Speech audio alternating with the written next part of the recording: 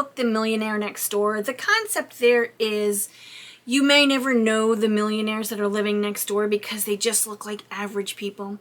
Well, I've got acquaintances that are just those millionaire next doors, and they wanted me to share their story with you in hopes that you could pick up some tips from them and become the next millionaire next door. Hi everybody, my name is Sarah. Thank you so much for joining me today. If you don't know me, I'm the owner of frozenpennies.com.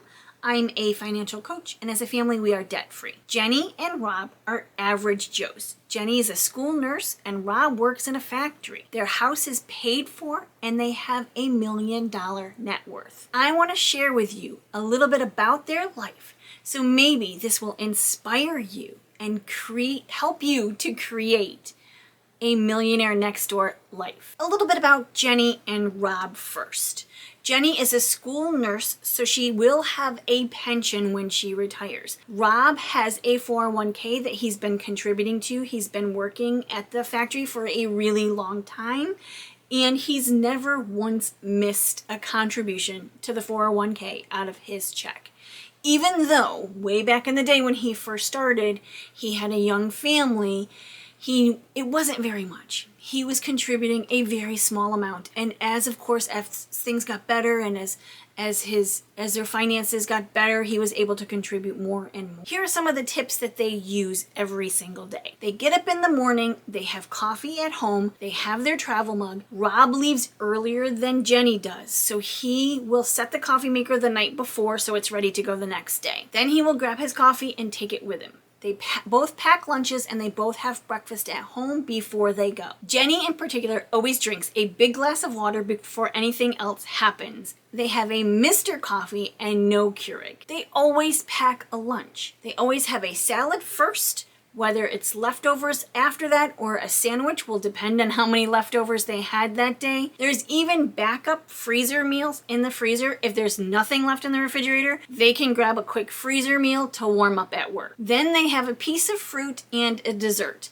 Now they have one baking day a week. They actually do this together. If Rob is busy, Jenny has no problem doing the baking, but they'll have one fruit and one piece of sweet treat, whether it be a cookie or a muffin that they've baked at home, with their lunch. They plan their meals. They plan their dinners in particular. Because they both work full time, there's a lot of casseroles, and there's a lot of Instant Pot meals, and there's a lot of crock pot dinners.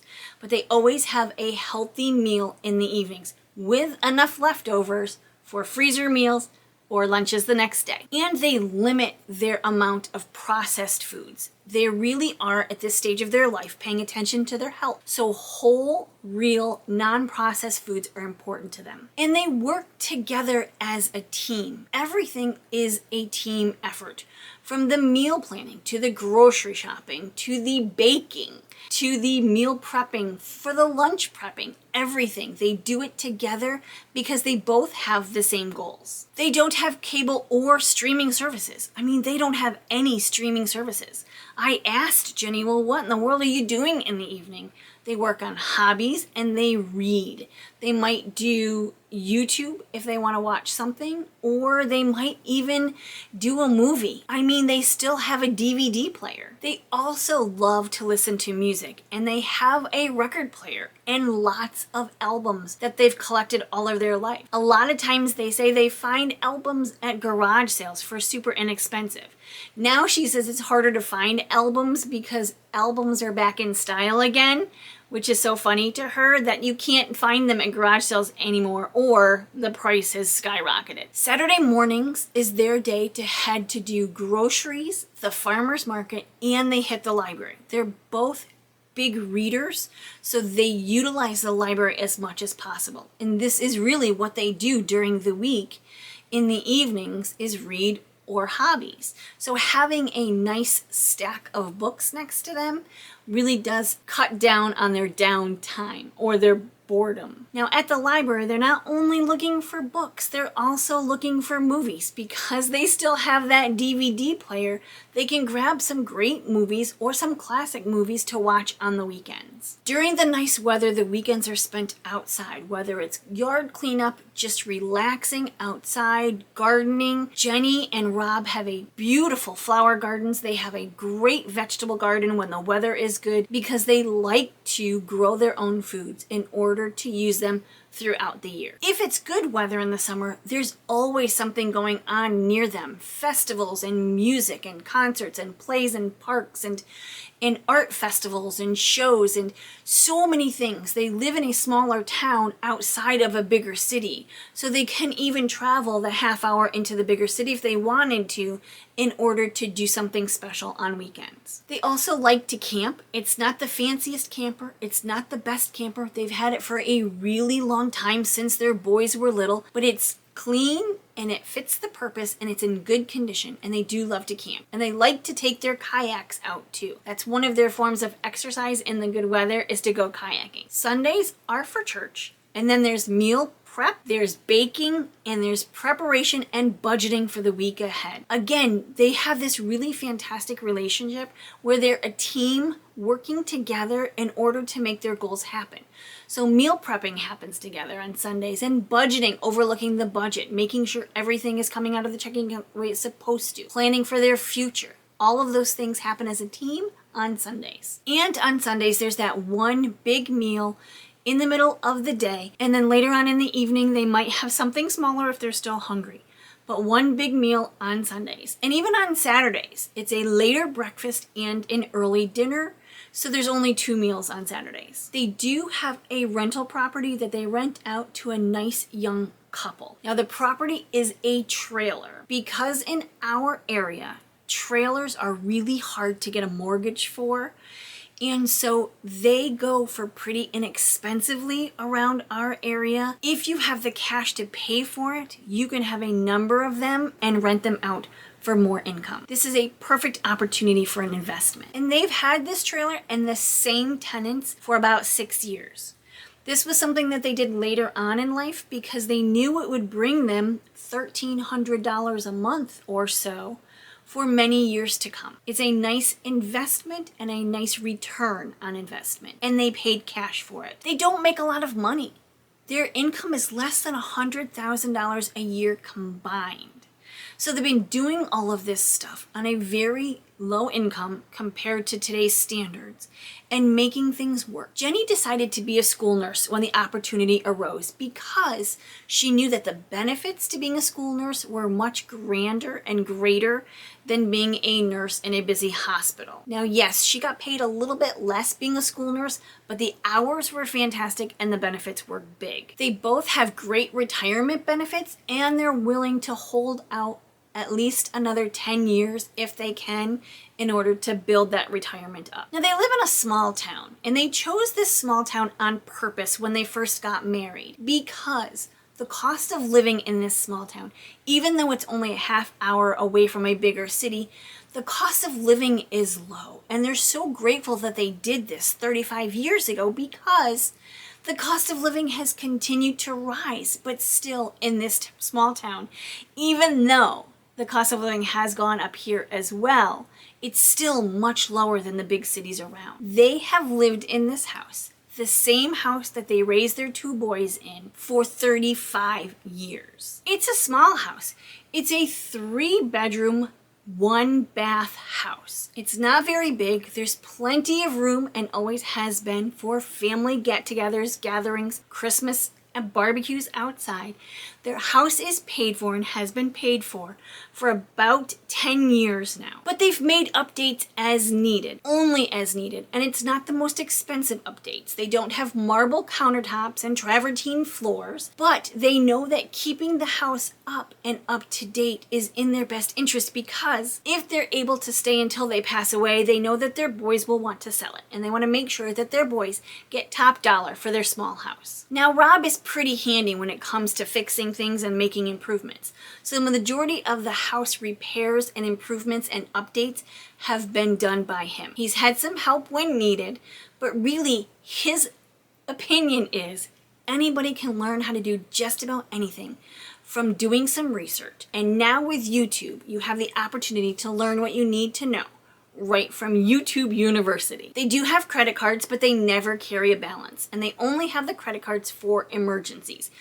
Because they have an emergency fund in a different bank from where they do their normal banking, online to get more interest out of them. They have the credit cards because they feel like if it's a true emergency, it's much easier and faster to grab the credit card than it is to try to get the money from the bank when you never know where you're going to be when the emergency happens.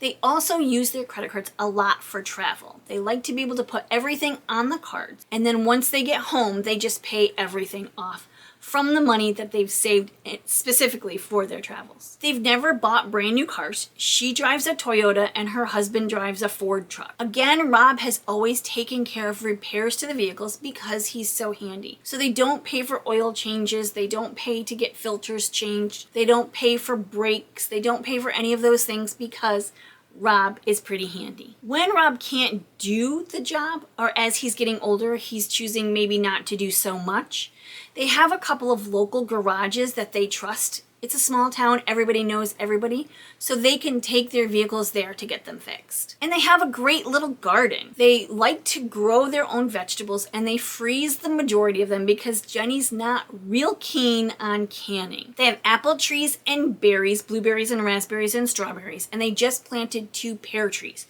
So they should be getting pears from them eventually. She tends to freeze all of that stuff, again, because she has a little bit of an issue with canning. She doesn't really have an interest. They don't normally shop for new clothes. They feel like they have plenty of clothes. They keep up on their clothing. They repair and replace only as needed. And when they do need to replace, they tend to go to thrift stores to get the better deals on the better quality clothing. If they can't find what they're looking for, they really have no problem heading to JCPenney or Macy's or Kohl's or TJ Maxx or any one of those discounted stores, but they never pay full price for anything. Right now, they're really concentrating in the cooler months, in the winter months, on downsizing their belongings because, as we all know, the older we get, the more we tend to accumulate. So they're looking to declutter and downsize in order to make their lives easier as they get older. And of course, in order to make their boys and their daughter-in-laws and their grandchildren's lives easier as they get older as well. So here are Jenny's top 5 tips that she really wanted me to share with you so you can possibly take steps toward the goals that they have achieved and accomplished. Number 1, always, always, always have a budget. Jenny has had a spiral notebook that she's used for budgeting for years. When the pages fill up, she just gets a new one. And most of the time, she's finding these things back to school time for 5 to 10 cents a piece. She's not picky about the kind of notebook that she uses, but there's a budget in them every single month. And part of this budgeting is, if you're not good with credit cards, she says go back to that old-fashioned cash envelope system. If you don't want to use cash for everything, at least use cash for the stuff that you tend to spend or overspend in anyway. If you have a really hard time with clothes and self-care beauty treatments, then grab an envelope and use cash for those things in particular. When the money is gone, you're all done for the month. Never, ever, ever carry a balance on credit cards. That's so important. She stressed that to me. It's a waste of your money, especially with the interest rates of credit cards. It should be illegal for them to charge a 35 to 40% interest rate on your money. Number 2, plan, plan, plan. Have a plan for everything, whether it be your meal plan or your travel plan or your retirement plan. Always have a plan and a goal. You know how much money you want to spend, you have a number in mind for spending, and you can meet that number by making a plan. Tip number 3 is about shopping. Shopping is not a hobby. Only shop for your necessities and what you need. Find a better hobby. And number 4, find a partner. This is a partner for accountability and a partner that you can bounce ideas and goals and dreams off of. It could be your sister. It could be your husband. It could be your best friend. Just find somebody that you trust enough that you can work together and help you meet your goals. And lastly, number 5, enjoy the most simple parts of life. It could be a great cup of coffee on the back patio. It could be a good book. It could be nature. It could be finding the love of your children or your grandchildren. Life doesn't have to be complicated. Make it simple and find joy. Okay, this is Jenny and Rob's story. These are the millionaires next door. If you were to look at them, you would never know that they have over $1 million net worth and building. They have 10 more years-ish until they retire, so there's lots of room there for their money to grow. If you have any tips for other people who want to be in this same situation, please let me know down in the comments. I'd love to hear your input on this. Thank you so much for watching. I truly appreciate you. Have a great day. Bye-bye.